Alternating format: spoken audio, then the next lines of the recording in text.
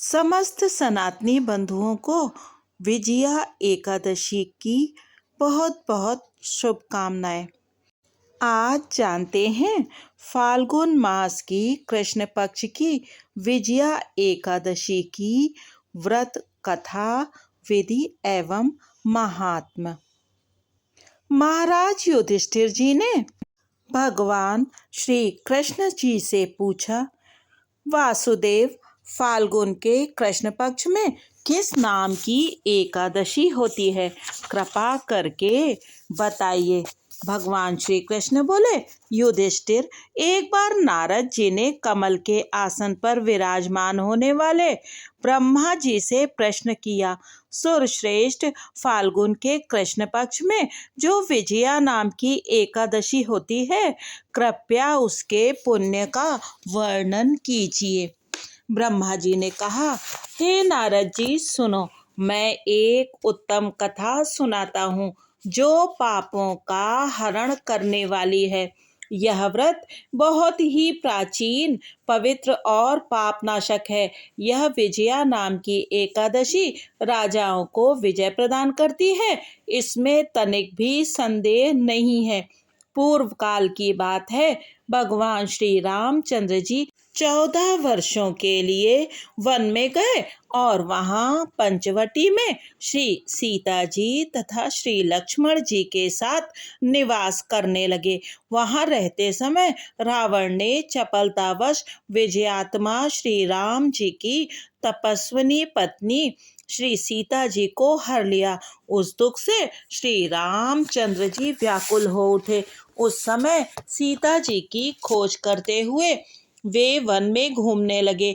कुछ दूर जाने पर उन्हें जटायु मिले, जिनकी आयु समाप्त हो चुकी थी। इसके बाद उन्होंने वन के भीतर कबंध नामक राक्षस का वध किया। फिर सुग्रीव के साथ उनकी मित्रता हुई। तत्पश्चात श्री राम के लिए वानरों की सेना एकत्रित हुई। हनुमान जी ने लंका के उद्यान में जाकर माता सीता का दर्शन किया और उन्हें श्री राम जी की चिन्ह स्वरूप मुद्रिका प्रदान की। यह उन्होंने महान पुरुषार्थ का काम किया था। वहां से लौटकर वे श्री रामचंद्र जी से मिले और लंका का सारा समाचार उनसे निवेदन किया। हनुमान जी की बात सुनकर श्री राम ने सुग्रीव की अनुमति ले लंका को प्रस्थान करने का विचार किया और समुद्र के किनारे पहुंचकर उन्होंने लक्ष्मण जी से कहा, हे सुमित्रा नंदन, किस पुण्य से इस समुद्र को पार किया जा सकता है? यह अत्यंत अगाध और भयंकर जल जंतुओं से भरा हुआ है। मुझे ऐसा कोई उपाय नहीं दिखाई देता जिससे इसको सुगमता से पार किया जा सके। तब लक्ष्मण जी बोले, महाराज, आप ही आदिदेव और पुराण पुरुष पुरुषोत्तम हैं। आपसे क्या छिपा है? यहाँ द्वीप के भीतर बकदालभ्य नामक मुनि रहते हैं।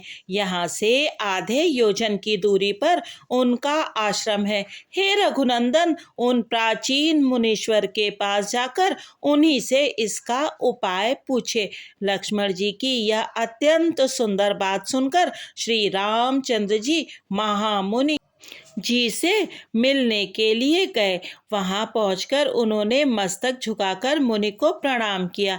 मुनि उनको देखते ही पहचान गए कि ये पुराण पुरुषोत्तम श्री राम हैं, जो किसी कारणवश मानव शरीर में अवतीर्ण हुए हैं। उनके आने से महर्षि को बड़ी प्रसन्नता हुई। उन्होंने पूछा, श्री राम, आपका यहाँ कैसे आगमन हुआ है? श्री राम बोले, ब्राह्मण, आपकी कृपा से राक्षसों सहित लंका को जीतने के लिए सेना के साथ समुद्र के किनारे आया हूँ। मुने, अब जिस प्रकार समुद्र पार किया जा सके वह उपाय बताइए, मुझ पर कृपा कीजिए। तब मुनि ने कहा, हे श्री राम, फाल्गुन के कृष्ण पक्ष में जो विजया नाम की एकादशी होती है, उसका व्रत करने से आपकी विजय होगी। निश्चय ही आप अपनी वानर सेना के साथ समुद्र को पार कर लेंगे। राजन, अब इस व्रत की फलदायक विधि सुनिए। दशमी का दिन आने पर एक कलश स्थापित करें। वह सोने, चांदी, तांबे अथवा मिट्टी का भी हो सकता है। उस कलश को जल से भरकर उसमें पल्लव डाल दें। उसके ऊपर भगवान नारायण के सुवर्णमय विग्रह की स्थापना करें। फिर एकादशी के दिन प्रातः काल स्नान करें। कलश को पुनः स्थिरता पूर्वक स्थापित करें। माला, चंदन, सुपारी तथा नारियल आदि के द्वारा विशेष रूप से उसका पूजन करें।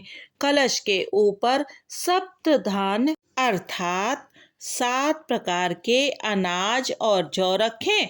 गंध, धूप, दीप और भांति भांति के नैवेद्य से पूजन करें। कलश के सामने बैठकर वह सारा दिन उत्तम कथा वार्ता आदि के द्वारा व्यतीत करें तथा रात में भी वहां जागरण करें। अखंड व्रत की सिद्धि के लिए घी का दीपक जलावें। फिर द्वादशी के दिन सूर्योदय होने पर उस कलश को किसी जलाशय के समीप, नदी, झरने या पोखरे के तट पर ले जाकर स्थापित करें और उसकी विधिवत पूजा करके देव प्रतिमा सहित उस कलश को वेद वेत्ता ब्राह्मण के लिए दान कर दें। महाराज, कलश के साथ ही और भी बड़े बड़े दान देने चाहिए। श्री राम, आप अपने यूथपतियों के साथ इसी विधि से प्रयत्न पूर्वक विजया नामक एकादशी का व्रत कीजिए। इससे आपकी विजय होगी। ब्रह्मा जी कहते हैं, नारद, यह सुनकर श्री रामचंद्र जी ने मुनि के कथनानुसार उस समय विजया एकादशी का व्रत किया। उस व्रत के करने से श्री रामचंद्र जी विजयी हुए। उन्होंने संग्राम में रावण को मारा, लंका पर विजय पाई और श्री सीता जी को प्राप्त किया। बेटा, जो मनुष्य इस विधि से व्रत करते हैं उन्हें इस लोक में विजय प्राप्त होती है और उनका परलोक भी अक्षय बना रहता है। भगवान श्री कृष्ण कहते हैं, हे युधिष्ठिर, इस कारण विजया का व्रत करना चाहिए और इस प्रसंग को पूर्ण श्रद्धा से पढ़ना और सुनना चाहिए। इसे पढ़ने और सुनने से वाजपेय यज्ञ का फल मिलता है। श्री हरि।